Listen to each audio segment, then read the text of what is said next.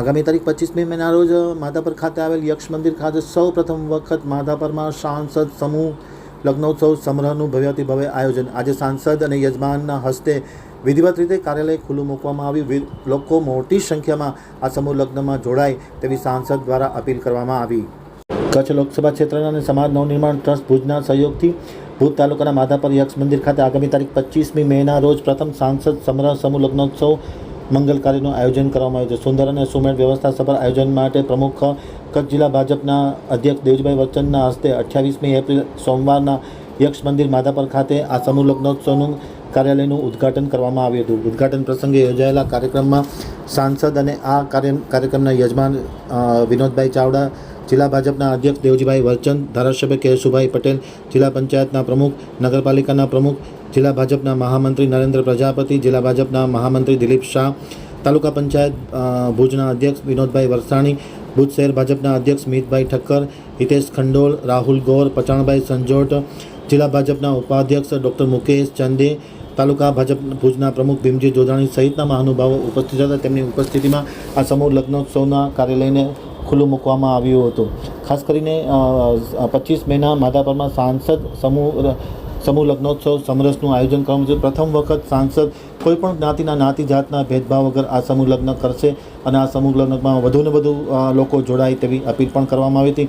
હવે સાંસદ અને પ્રદેશ મહામંત્રી તથા સમૂહ લગ્નોત્સવના યજમાન વિનોદ ચાવડાની આમતક ટીવી સાથેની વિશેષ મુલાકાતના પ્રસ્તુત અંશો। કચ્છની અંદર કચ્છ લોકસભા મત વિસ્તારની અંદર પ્રથમ વખત સાંસદ સમરસ સર્વજ્ઞાતીય સમૂહ લગ્ન મહોત્સવ 2025નું આયોજન કરવામાં આવ્યું છે। આજે આ કાર્યાલયનું ઉદ્ઘાટન કરવામાં આવ્યું હતું।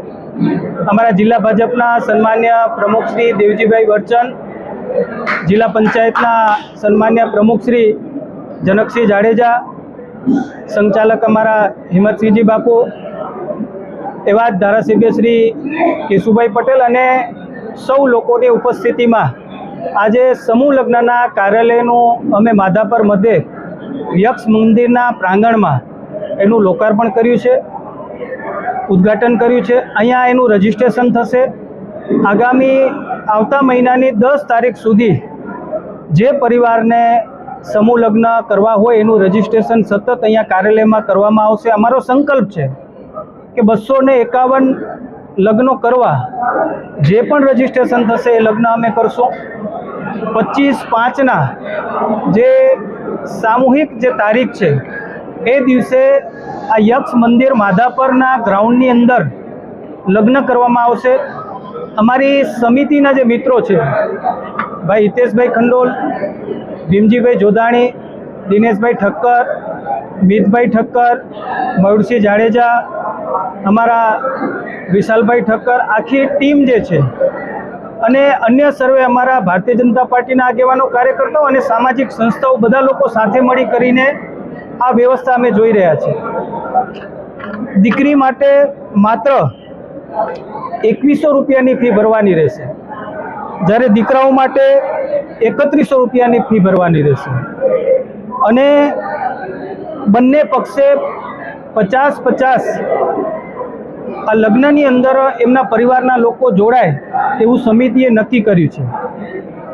અને સાથે સાથે ભોજનની વ્યવસ્થા પણ સમિતિ દ્વારા કરવામાં આવશે, કન્યાદાનની વ્યવસ્થા પણ સમિતિ દ્વારા કરવામાં આવશે અને એક કચ્છની અંદર એક સમરસતાનો ભાવ, દરેક જ્ઞાતિ, સર્વ જ્ઞાતિ, દરેક નાત જાત ધર્મના ભેદભાવ વગર સૌ લોકો સાથે જોડાય અને જે ધર્મના કે જે જ્ઞાતિના લોકો કહેશે એના રીત રિવાજ પ્રમાણે અમારી સમિતિએ નક્કી કર્યું છે, એ પ્રમાણે અમે લગ્ન કરી આપશું।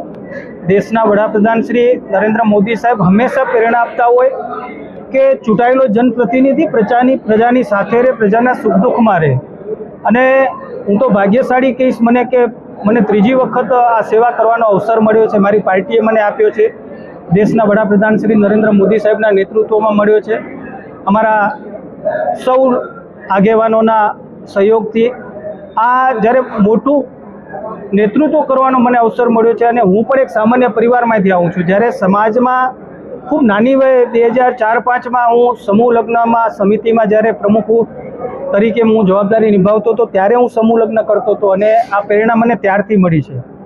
અને આજે ઘણા બધા સમાજો એવા છે કે જેમના 30, 40, 35, 50 સમૂહ લગ્નો કચ્છની અંદર થાય છે. અને અમારા દેવજીભાઈ આજે વાત કરી પ્રમુખ સાહેબે કે જે સમાજો હજી સમૂહ લગ્નથી જે જોડાતા નથી એવા સમાજોનો અમે સંપર્ક કરશું અને એવા પરિવારો જોડાય જેના દીકરાના મા બાપ નથી, સિંગલ પેરેન્ટ્સ છે, જરૂરિયાતમંદ છે. તો તમે બધા મીડિયાના મિત્રોને મારી વિનંતી છે કે તમારો સહયોગ મને જોઈશે અને તમારો સહયોગ મને મળી રહેશે તો આપણે વધુ પરિવારો સુધી પહોંચશું.